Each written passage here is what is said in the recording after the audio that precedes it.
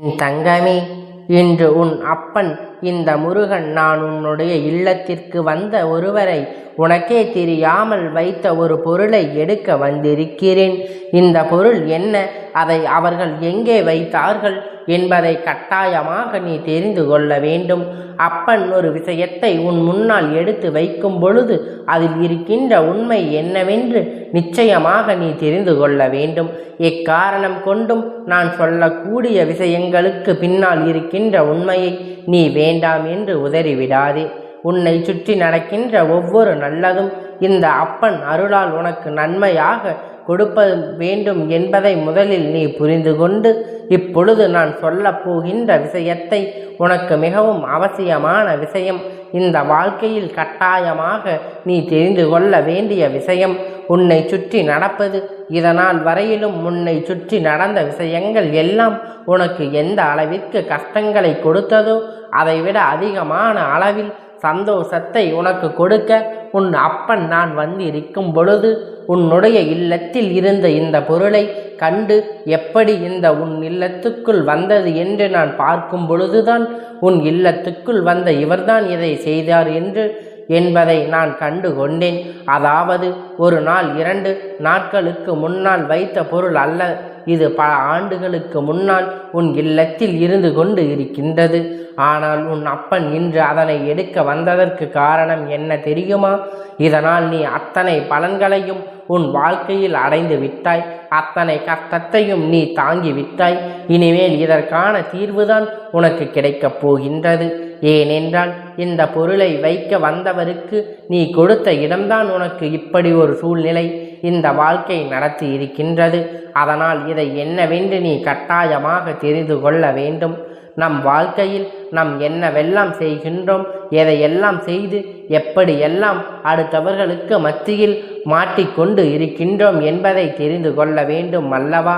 நீ ஒருவருக்கு உன் இல்லத்தில் இடம் கொடுக்காமல் அவர்களால் உள்ளே நுழைந்துவிட முடியாது. அப்படியே வந்தாலும் அவர்கள் உள்ளே ஒரு பொருளை வைக்கின்ற அளவிற்கு நீ இடம் கொடுத்து உன்னுடைய தவறுதானே என் பிள்ளையே. இந்த அப்பன் சொல்வது இருக்கின்ற நியாயம் நிச்சயமாக உனக்கு புரியும் என்று நான் நம்புகின்றேன். உன்னால் நம்ப முடியாத பல விஷயங்கள் உன் இல்லத்தில் நடந்து கொண்டு இருக்கின்றது. ஆனால் எல்லாம் உனக்கு வெளிப்படையாக தெரிந்து விடுவதில்லை. ஒரு சில விஷயங்கள் உனக்கு தெரிய வரும், ஒரு சில விஷயங்கள் உனக்கு தெரிய வராது.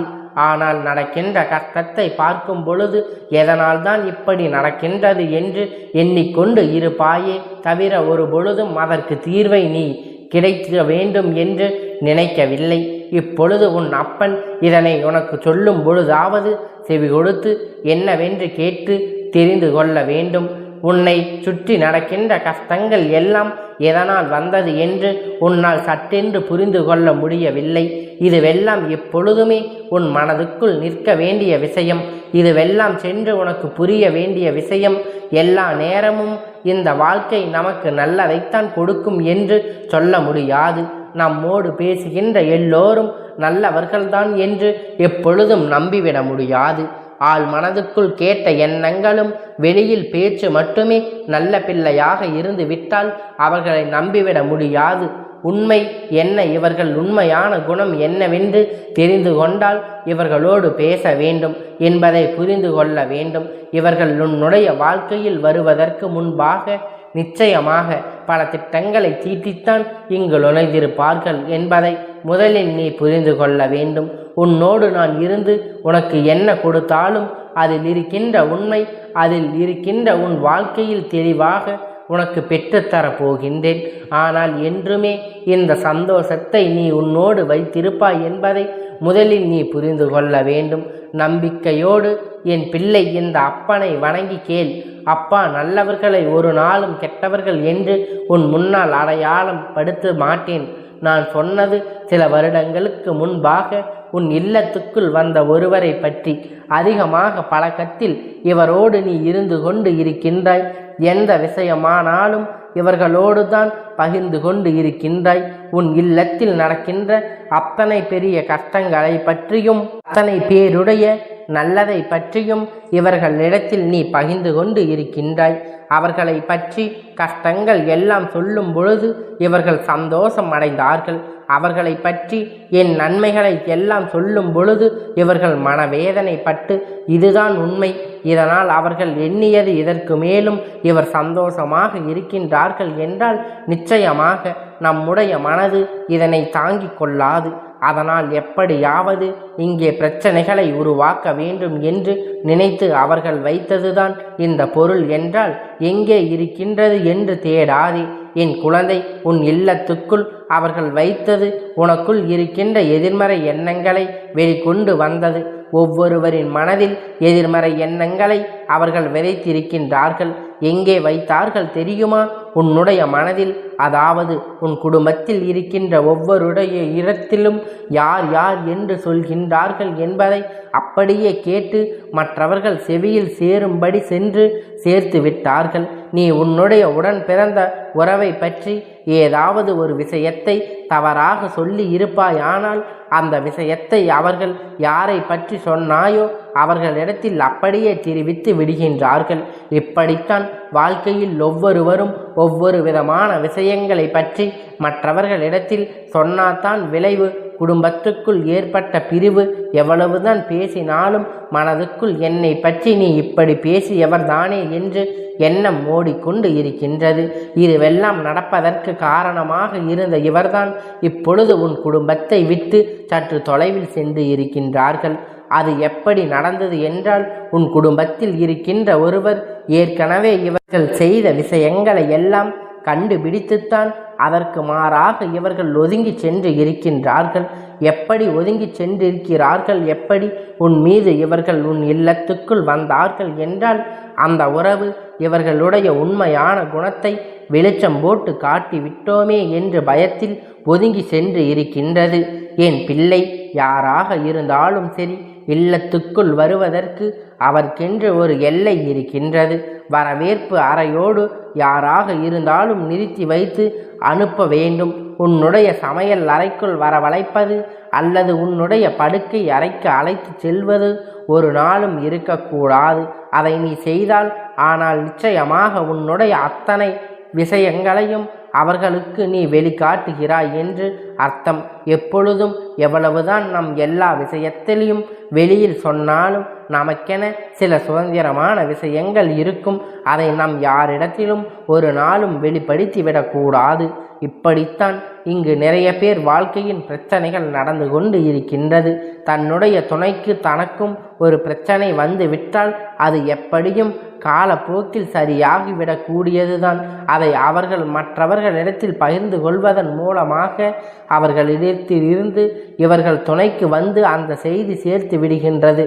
இப்படி சட்டென்று சரியாகக்கூடிய ஒரு பிரச்சனை பல காலம் இழுத்தடித்து அதன் பிறகு பல காரணங்களாக மாறிவிடுகின்றது.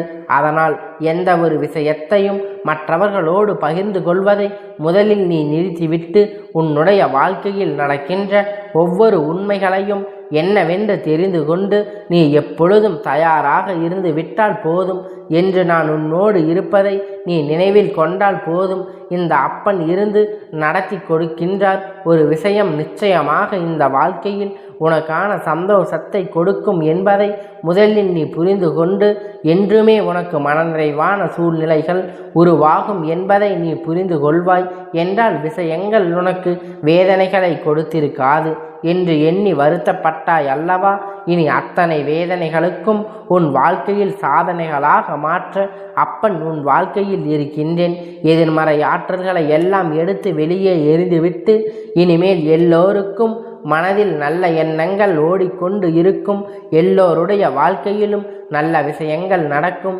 இனி உன் குடும்பத்தில் எதிர்பாராத பல நல்ல திருப்பங்கள் எல்லாம் நடக்கும். என்ன நடக்க வேண்டும் என்று சாதனைகளாக இப்பொழுது அப்பன் அதை மாற்றப் போகிறேன். உன் வாழ்க்கையில் இருக்கின்ற எதிர்மறை ஆற்றல்களை எல்லாம் எடுத்து வெளியே எறிந்துவிட்டு இனிமேல் எல்லோருக்கும் மனதில் நல்ல எண்ணங்களை ஓட்டுமாறு உன் அப்பன் மாற்றப் போகிறேன். எல்லோருடைய வாழ்க்கையிலும் நல்ல விஷயங்கள் தான் நடக்க இனி உன் குடும்பத்தில் எதிர்பாராத நல்ல திருப்பங்கள் எல்லாம் நடக்கும் என்று எண்ணம் வேண்டும். என்று விரும்புகிறேன். அதுவெல்லாம் உன் கையிலேயே வந்து சேரும். உன் குடும்பத்திலும் மனை பெருக எப்பொழுதும் வாழ்க்கையில் அடுத்தது என்ன செய்ய வேண்டும் என்கின்ற ஒரு தெளிவு பிறக்கும். யார் நினைத்தாலும் சரி, இனி உன்னுடைய வாழ்க்கையில் எந்த ஒரு கெடுதலையும் நினைக்க முடியாது.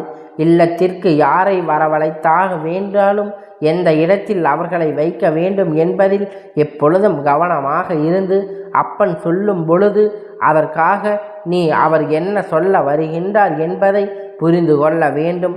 அப்பன் சொல்லும் பொழுது நீ யோசித்து அதற்காக என்ன செய்ய வேண்டும் என்பதை உணர்ந்து கொள்ள வேண்டும். அதுவரையில் அப்பன் சொல்வது உனக்கு புரியாவிட்டாலும் என் தங்கமே, இந்த அப்பனுடைய ஆசீர்வாதம் என்றைக்கும் உனக்காக காத்து கொண்டு இருக்கும். அதனால் நீ எதற்கும் பயப்பட தேவையில்லை, எதை நினைத்தும் கலங்க தேவையில்லை. அப்பனுடைய ஆசீர்வாதத்தால் எல்லாம் நல்லபடியாகவே நடக்கும். அப்பனுடைய ஆசீர்வாதம் என்றென்றைக்கும் உனக்கு முழுமையாக கிடைத்து கொண்டே இருக்கும். கந்தா போற்றி, கடம்பா போற்றி, கதிர்வேலா போற்றி, ஆறுபடை வீடு கொண்ட முருகா போற்றி.